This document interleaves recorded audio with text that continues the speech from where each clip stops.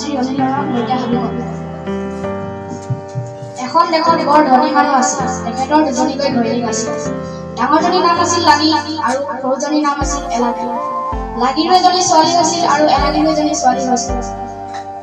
এলাগীয়ে দুখ কষ্টৰে খুজি মাগি খাই জীয়েকক ডাঙৰ দীঘল কৰিলে। এলাগীৰ জীয়েকৰ নাম আছিল চম্পাৱতী আৰু এদিন বাপেকে টকা নাপানি ৰখীয়া খাবলৈ চম্পাৱতীয়ে হুকুম দিলে।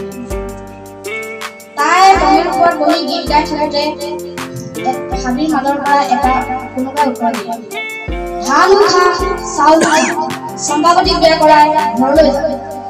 কওঁতে চম্পাৱতীয়ে ভয় খাবলৈ দিলে আৰু তাই ঘৰলৈ উভতি আহিলে। তাই মাকক কওঁতে মাকেও তাৰ পিছদিনা পথাৰলৈ ওলাল। মাকে চম্পাৱতীক গীত গাবলৈ ক'লে, হুৰ হুৰ বতাহ চৰাই হুৰ ধান খাবি তোক দিওঁতেই কৰাই। এনেকে কওঁতে হাবিৰ মাজৰ পৰা কোনোবাই আকৌ উত্তৰ দিলে, ধান খা চাউল খা, চম্পাৱতীক বিয়া কৰাই ঘৰলৈ যাব। এনেকৈ কওঁতে মাকেও ভয় খাবলৈ দিলে। তাৰ পিছদিনা বাপেক মাক গোটেই ঘৰৰ পৰিয়ালে উপস্থিত হ'ল পথাৰত। চম্পাৱতীক আকৌ একে গীতে গাবলৈ ক'লে, হুৰ হুৰ বতাহ চৰাই হুৰ ধান খাবি তোক দিওঁতেই কৰাই।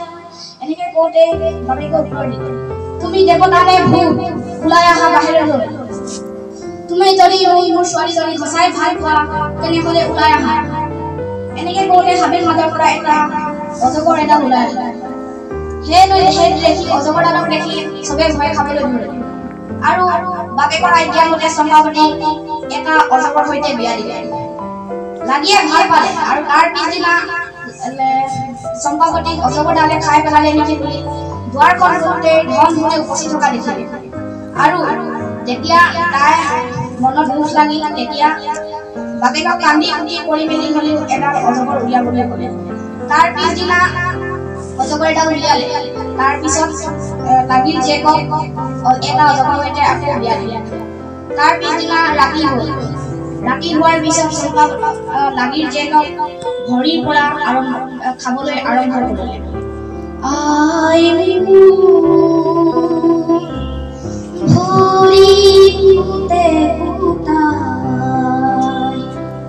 বাহিৰৰ পৰা মাকে আৱাজ দিলে, আই মোৰ জোৱায়ে নেপুৰ পিন্ধাই।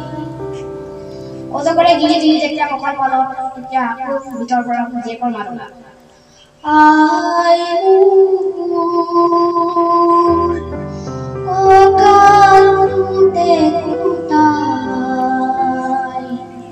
বাহিৰৰ পৰা মাকৰ আৱাজ ওলাল, আই মোৰ জোৱায়ে মেখেলা পিন্ধাই।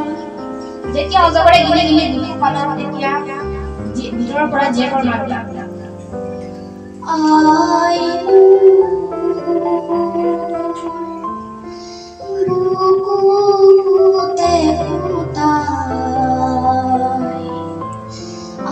মোৰ জোৱায়ে ৰিহা পিন্ধাই। যেতিয়া অজগৰে গিলি গিলি ডিঙিত পালে তেতিয়া জীয়েকৰ মাত ওলাল, আই